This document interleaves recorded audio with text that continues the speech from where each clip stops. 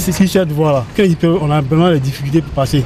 Et ce n'est pas la seule voie sur moi. On veut qu'on répare. Si on répare, c'est bon pour nous. Des voies impraticables.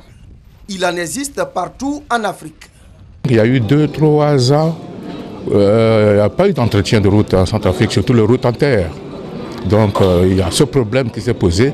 Donc le fonds routier de la République centrafricaine a beaucoup à faire. On a une insuffisance de ressources pour l'entretien courant et on n'arrive même pas à faire l'entretien périodique.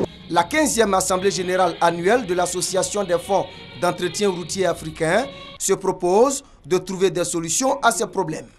L'événement mobilise 34 pays africains à Abidjan.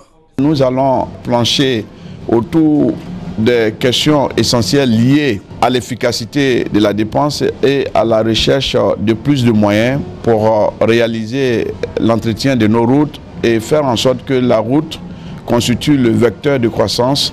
2 000 milliards de francs CFA investis ces 4 dernières années dans l'entretien du réseau routier ivoirien contre 200 milliards il y a 20 ans. Le gouvernement se félicite des avancées enregistrées.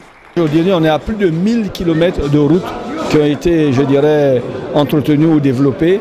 Et les objectifs, c'est de doubler le réseau routier au cours des 10 prochaines années, de passer pratiquement de 6500 km de réseau bitumé à 13 000 km de réseau revêtu et de construire pour les 20 prochaines années près de 1500 km d'autoroutes.